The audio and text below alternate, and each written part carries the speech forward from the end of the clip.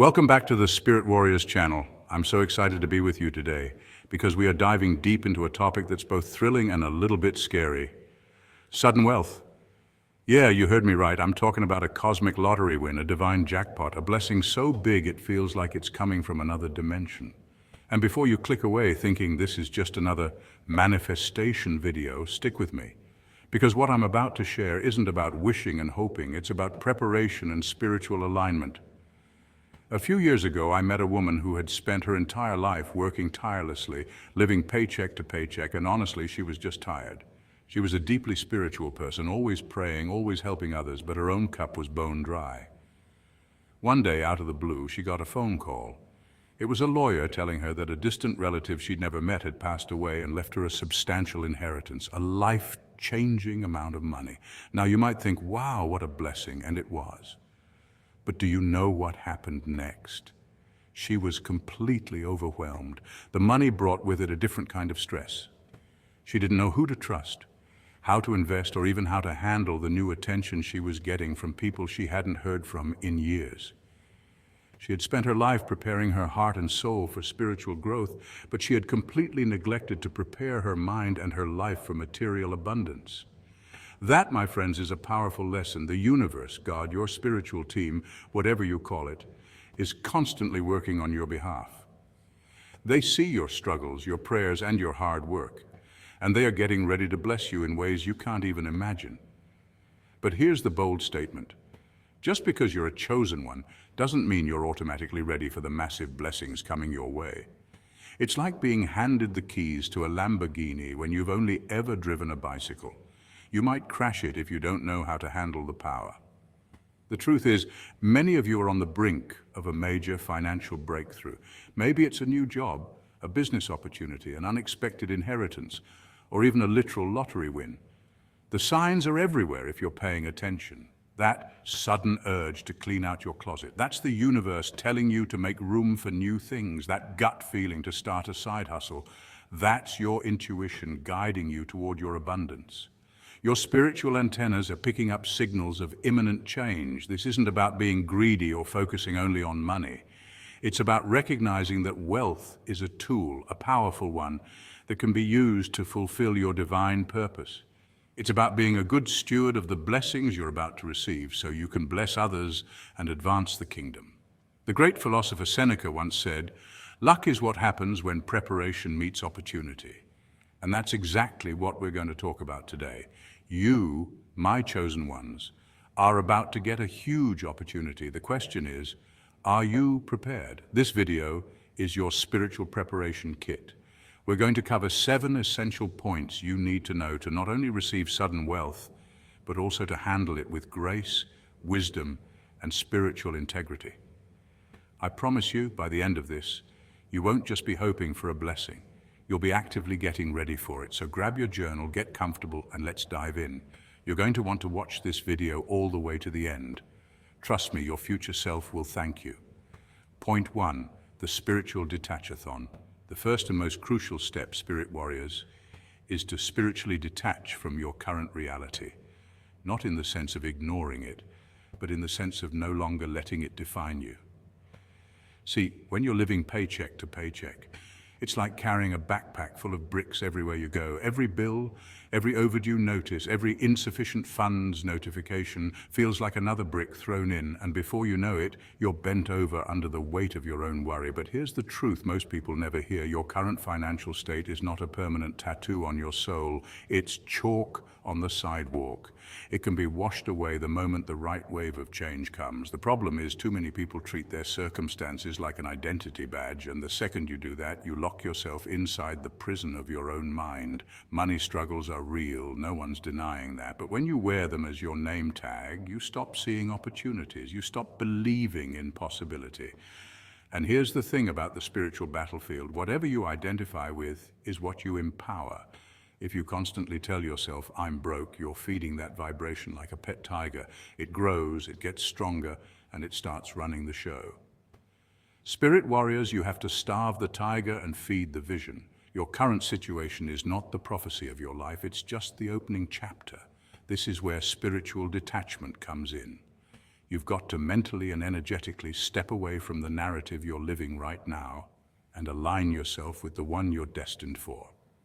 And no, this isn't faking it till you make it. Faking it is pretending. Aligning is becoming. It's the difference between a child pretending to be a doctor with a toy stethoscope and an actual med student wearing the white coat. One is fantasy, the other is preparation. Here's how it works. Every time you get hit with a wave of financial stress, your instinct is to react, to panic, to tighten your grip, to start rehearsing the worst-case scenario in your head. But what if instead you flipped the script? What if when that bill shows up, you spoke to it like an old friend and said, I trust my needs are always met. My abundance is on its way. Now, to some people that sounds naive, but science backs this up. Psychologists call it cognitive reframing. You shift the way your brain perceives a situation, which changes your emotional response, which changes your behavior, which eventually changes your reality. And let's be real, if worry could pay bills, most people would be millionaires by now. But worry doesn't create income, it creates fear. And fear shrinks your vision until you can't see the solutions right in front of you. When you shift from lack to faith, you're not just doing some fluffy feel-good exercise, you're literally changing your brain's filter, activating what neuroscientists call the reticular activating system. That's the part of your brain that decides what information is important to notice.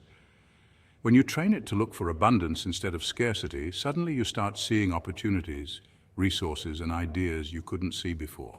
Spirit warriors, think of it like tuning a radio. If you keep your frequency locked on the I'm broke station, all you'll hear is static and bad news. But the moment you switch to the I am abundant frequency, you start hearing a different song. The opportunities were always out there, you just weren't tuned in. So detach, not by running from your reality, but by refusing to let it claim your identity. See yourself as the wealthy, wise, and purposeful person you're becoming, and begin making choices from that version of you. Because here's the spiritual paradox. When you live as if abundance is already your natural state, that abundance eventually has no choice but to find you. That's not magic, it's alignment. And alignment is the spirit warrior's secret weapon. Point 2, the Get Your House in Order checklist. Let's get practical for a minute, spirit warriors, because all the manifesting, praying, and visualizing in the world won't save you if your life is operating in chaos. You can't put a brand new, top-of-the-line sports car into a cluttered garage filled with old boxes, broken furniture, and last year's Christmas lights. It doesn't matter how fast the car is or how much you've wanted it. If the space isn't prepared, it won't fit. Your life works the same way. If your finances are a tangled mess, if you're living paycheck to paycheck without knowing where your money is going, you are not ready, spiritually or practically, for a major influx of abundance. God is a God of order, not disorder. And He won't send blessings into a space that will swallow them whole. This is where the rubber meets the road, and it's time for you to get real with yourself. Do you know exactly how much debt you have, or is it just a vague, intimidating number floating around in your head? Can you open your banking app without feeling a pit in your stomach? Do you know where your money actually goes each month, or do you blink and wonder how your paycheck evaporated? Start small. You don't need some fancy financial software to begin. You can write a budget on the back of a receipt if you have to. The point is to start. Track your expenses for 1 month, no judgment, just observation. See where the leaks are and patch them. When you pay off that nagging credit card debt, you're not just freeing yourself from interest payments. You're breaking a chain. Debt isn't only financial, it can be an emotional and spiritual weight, silently whispering that you're not in control. But the moment you take that first step toward clearing it, you're telling your soul, I refuse to live enslaved. This is what I call spiritual housekeeping, clearing out the mess in the physical realm so the spiritual realm can respond in kind. And yes, this applies beyond money. Getting your legal documents in order, your will, insurance, and business contracts isn't boring paperwork. It's a declaration of stewardship. It says, I take my responsibilities seriously and I honor what I've been given. Spirit warriors, this is not about perfection, it's about alignment. When you align your external world with discipline, your internal world begins to radiate readiness. Jesus said, no one pours new wine into old wineskins. In biblical times, wineskins were made from animal hide, and over time they would become brittle and inflexible. Pouring fresh wine into an old wineskin would cause it to burst, wasting everything. The lesson: new blessings require new structures. If you want God to pour financial abundance, opportunities, or resources into your life, you must first strengthen your container, your habits, systems, and mindset, so it can hold what's coming. Think of the universe as a wise investor. Investors don't just throw money at someone with no plan, no discipline, and no proof they can manage it. They look for someone who has already demonstrated responsibility with smaller amounts.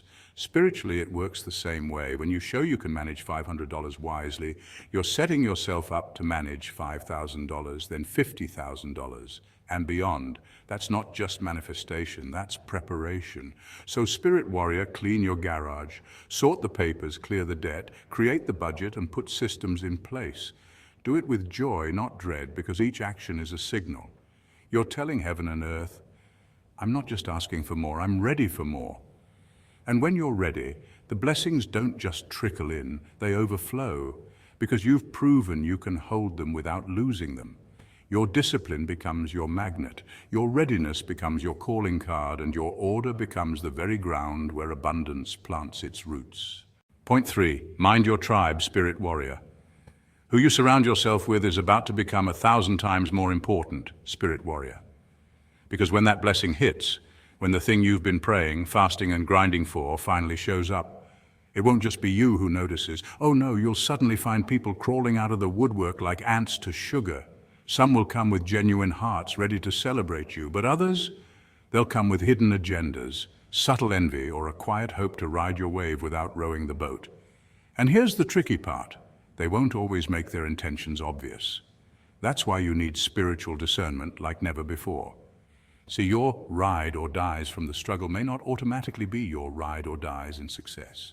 It's a sad truth, but seasons change and so do people's hearts. When you were climbing the mountain, you shared the weight of the struggle. But once you're at the top, the air gets thinner, and not everyone can breathe there. Some people loved you when you were reachable, humble, and hustling alongside them. But the moment your life levels up, they may not handle the new distance, attention, or opportunities that come with it. This isn't about suddenly becoming cold-hearted or arrogant. It's about recognizing that not everyone who started the journey with you is meant to finish it by your side. Spiritually speaking, this is why you need a strong, prayerful inner circle. Not a large one, just a few warriors who love you enough to clap when you win, check you when you're slipping, and guard your back when you can't see the attack coming. The Bible warns us plainly in 1 Corinthians 15:33, do not be deceived, bad company corrupts good character. And it's not just a cute verse for Sunday school, it's a reality check. If the wrong people can't corrupt your talent, they'll try to corrupt your character. And when the blessing comes, your character will be tested even more than your skills. Let's be real. Success has a strange way of magnifying everything. It magnifies your impact, your reach, your resources, and unfortunately your enemies too. People you never imagined could be jealous might start comparing themselves to you. People who used to encourage you may suddenly go quiet. And some will try to disguise their envy in jokes or backhanded compliments. This is why you must guard your spirit and protect your peace like it's treasure, because it is. One of the biggest traps spirit warriors fall into is thinking they owe everyone access just because those people were around in the early days. But access is not a lifetime membership, it's a privilege, and it can be revoked if it becomes harmful to your purpose. Even Jesus had an inner circle. Yes, he loved the multitudes, but he kept Peter, James, and John closer, not because he was playing favorites, but because certain moments in your mission require trusted witnesses, not casual spectators. When your blessings come, and they will, be ready to set boundaries without guilt. Don't confuse loyalty with bondage. Sometimes the most loving thing you can do for someone is release them from a season they no longer fit. Your destiny requires clarity, and clarity requires peace. Protect it fiercely. This isn't just about keeping haters away. It's about keeping your spirit aligned with God so that the blessing doesn't get poisoned by bad influences. So, Spirit Warrior, prepare now. Pray for discernment, evaluate your circle, and remember this. The people you keep close in the season of abundance will shape how you handle the abundance. Choose them wisely, because your blessings are not just meant to be received, they're meant to be stewarded, and stewardship starts with guarding the gate to your heart. Point 4, the divine tax and tithe. This one might make some of you spirit warriors shift in your seat, but lean in because the truth here is going to challenge you in the best way. Tithing isn't about God needing your money, let's be real. God is not running a celestial budget shortfall. Scripture reminds us in Psalm 50:10 that he owns the cattle on 1,000 hills, which is poetic shorthand for saying he owns everything, including the gold, the silver, the oil, and every hidden treasure the earth holds. So if God has infinite resources, why would he ask you to give? It's simple. Tithing isn't a transaction for his benefit, it's a transformation for yours. When you tithe, you're not funding heaven's operations, you're training your own heart in the art of trust. It's a spiritual principle woven into the very fabric of God's economy, a system that doesn't operate on scarcity, fear, or human logic. In our human way of thinking, giving away 10% sounds like a loss. But in the kingdom, that 10% is a seed. And seeds, when sown in the right soil, don't diminish, they multiply. Malachi 3:10 doesn't just suggest, but dares you. Test me in this, God says, and see if I will not throw open the floodgates of heaven and pour out so much blessing that there will not be room enough to store it. That's not a metaphor, that's a spiritual law in motion. Here's where the challenge kicks in. If you can't give faithfully when your paycheck is small, how will you manage generosity when the numbers are bigger? The habits you set when you have little become the patterns that follow you when you have much. Waiting until you make more before you start giving is like waiting until you're in shape before you start working out. It doesn't work that way. You have to start now with what's in your hand, no matter how small it feels. That's how you build spiritual muscle. And tithing isn't just about the where, it's about the how. God loves a cheerful giver, not one giving reluctantly or under compulsion.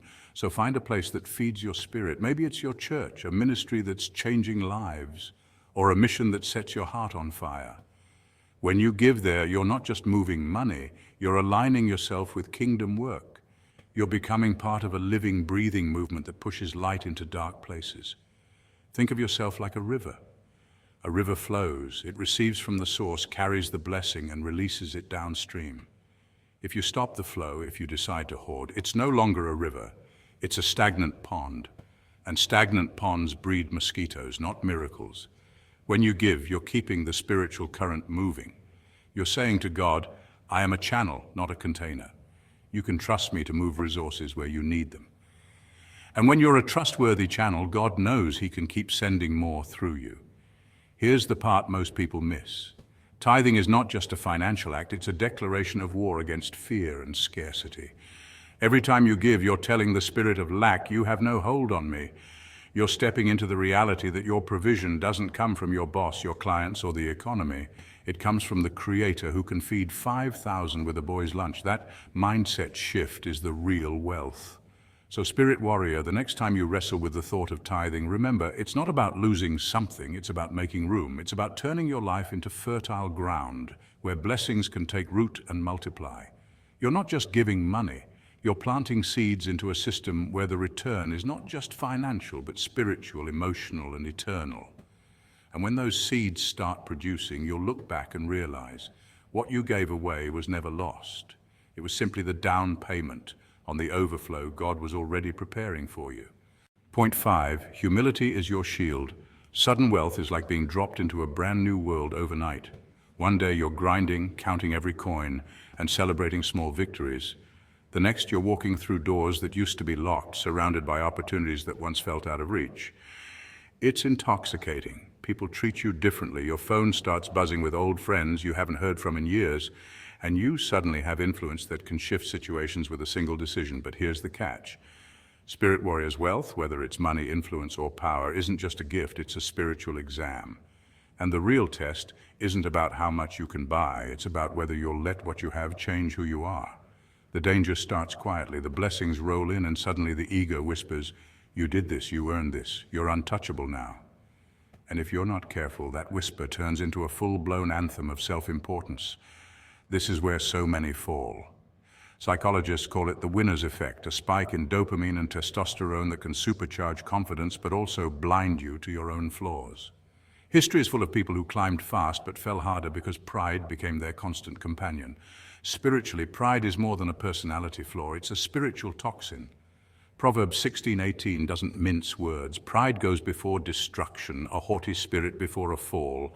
In other words, the moment you start believing you're above others, you've already taken the first step toward your own undoing. That's why humility isn't just a virtue, it's your shield. Humility keeps you tethered to the source of your blessings. God didn't elevate you so you could peacock around in designer arrogance. He blessed you to be a channel. Your resources, your influence, your newfound platform, they're tools, not trophies. The real flex? Using what you have to empower others, paying someone's tuition without posting about it, quietly funding a cause that changes lives, helping someone get back on their feet without demanding credit. And in all this, spirit warriors, don't forget your roots. Those who knew you before the glow up, keep them close. They're the ones who will tell you the truth when you start believing your own hype, the ones who loved you when you had nothing to offer but yourself. True wealth isn't just about the balance in your account, it's the balance in your spirit. Because here's the kingdom law: the more you can be trusted to handle blessings with humility, the more you will be entrusted with. Arrogance repels blessings, gratitude multiplies them. So when sudden wealth comes, don't bow to it. Bow to the one who gave it, use it, enjoy it, share it, but never let it own you. That's how you stay rich in both possessions and spirit. And that's the kind of wealth no downturn can touch. Point 6, practice generosity before you need to. Think of generosity as more than just a nice gesture. It's a spiritual workout for your soul, the kind that strengthens unseen muscles in your character. Just like your biceps or core gets stronger through consistent training, your capacity for generosity expands the more you practice it. And here's the secret. Real generosity isn't measured by the size of the gift, but by the sincerity of the spirit behind it.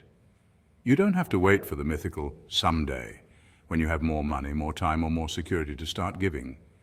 The most impactful acts are often the simplest: buying a coffee for the stranger behind you in line, tipping a struggling waiter so generously they tell the story for weeks, offering to help a neighbor move heavy boxes, or giving your time to simply listen to someone who feels unheard. Each act is like one more rep in your spiritual gym, training your heart to pour out without fear of running dry. Science backs up the benefits too. Psychologists have found that generosity activates the brain's reward system, triggering what neuroscientists call the helper's high, a rush of endorphins and dopamine that can boost your mood, lower stress, and even promote better long-term health. Studies from the University of Zurich and Harvard have shown that generous behavior lights up the same pleasure centers in the brain as eating your favorite food or hearing your favorite song. But beyond the brain chemistry, there's a deeper spiritual law at play. Generosity aligns you with the principle of flow. Think of energy like a river. When it's allowed to move, it nourishes everything in its path. When it's dammed up, it stagnates and breeds decay. When you give, whether it's time, money, or kindness, you keep that current alive. The act of releasing creates space for new blessings to flow in, and the universe takes notice. This isn't about cause and effect in a rigid transactional way. It's about transformation. You become a conduit, not a container. The trap many people fall into is postponing generosity until they feel ready or rich. But life rarely works that way. If you've trained your heart to grip tightly when you have little, that habit will follow you into seasons of abundance. History and human behavior studies show that generosity is a learned trait, not a spontaneous one that appears when your bank account hits a certain number. True abundance begins as a mindset. It's the belief that you already have something worth sharing, no matter how small. And paradoxically, those who give consistently, even when they have little, often find themselves in positions of greater provision over time, not because generosity magically prints money, but because it reshapes your relationship with resources. It shifts your focus from fear of loss to trust in flow. When that big blessing eventually arrives, the promotion, the windfall, the opportunity, you won't be scrambling to figure out how to be generous. It will already be second nature. Your first instinct won't be to cling tightly to protect it, but to look for ways to share it. Generosity will have become your default setting, not a special occasion performance. And here's the part that's as beautiful as it is mysterious. The more you give, the more life seems to give back. Sometimes it's material return, sometimes it's unexpected opportunities, and sometimes it's simply a deeper sense of peace and purpose. Across cultures and faith traditions, from the biblical principle of sowing and reaping to Buddhist teachings on karma, this pattern repeats. The open hand receives more than the closed fist. The truth is, generosity isn't just about what happens to the person you help. It's about what happens inside you. Every time you give without expecting anything in return, you loosen the grip of fear, scarcity, and ego. You reinforce the belief that there is enough, that you are enough, and that your life is not measured by what you keep, but by what you contribute. It's training for the soul, and like all good training, it's not always comfortable at first. But just as the first push-up eventually leads to a stronger body, the first act of generosity can set you on a path toward a richer, freer, and more joyful life. And perhaps the greatest reward is this: you begin to see the world differently. Needs become opportunities, challenges become invitations. Your life stops being about guarding what you have and starts being about amplifying what you can give. That shift alone can turn an ordinary existence into an extraordinary one, because in the end, it's not just what you've built or accumulated that will matter, but the lives you've touched along the way. If you'd like, I can also extend this with a real-life example, so it feels even more alive and engaging. That could make this generosity principle hit even harder for your audience. Would you like me to do that? Point 7. Prepare your why, spirit warriors. Think of generosity as a sacred muscle that grows stronger with intentional use. Just as no athlete would expect to walk into a gym and instantly bench press 100 pounds without months of conditioning, you can't expect to handle immense spiritual blessings if your heart has never been trained in giving. Generosity is not measured by the size of the gift, but by the spirit behind it. History and scripture alike point to this truth, whether it's the widow's 2 coins in the Bible or the ancient practice of almsgiving in countless cultures. The essence lies in willingness, not wealth. Modern science even affirms this timeless wisdom. Research in positive psychology has found that acts of giving activate the brain's reward pathways, releasing dopamine, oxytocin, and endorphins. These happiness chemicals don't just create a warm glow, they lower stress, improve cardiovascular health, and strengthen bonds between people. In other words, giving doesn't just bless the receiver. It literally rewires your brain for joy, making you more resilient, more connected, and more fulfilled. But like any discipline, generosity requires practice. You don't need to start by donating thousands to charity or giving away everything you own. Begin small. Pay for the coffee of the person in line behind you. Not because they've earned it, but because you're exercising your spirit's capacity to overflow. Slip an extra tip to that weary waiter who's been rushing from table to table all day, not because you expect praise, but because you recognize them as a human being, a soul with their own unseen battles. Offer your time to a neighbor who needs help carrying groceries, or to a friend going through a hard season, not to earn a favor in return, but to build the inner readiness for the day when bigger blessings flow through your life. Think of these small acts as spiritual push-ups, strengthening the muscles you'll need to carry heavier loads of grace in the future. When that divine breakthrough comes, and spirit warriors it will, you won't be scrambling to figure out how to share it. Your generosity will be second nature, just like a warrior's reflex in battle. You'll respond instinctively, knowing how to channel blessings instead of hoarding them. Life has a way of rewarding such open-handedness. Across cultures and faith traditions, there is an understanding that what you release into the world returns multiplied. Whether you call it reaping what you sow or simply the law of reciprocity, it's a truth nature itself demonstrates. A stagnant pond hoarding its water grows murky and lifeless, but a river in constant flow stays fresh, nourishing everything in its path. The same principle applies to your heart. Training yourself to give now, even from your small resources, sets in motion a spiritual and emotional momentum that's hard to stop.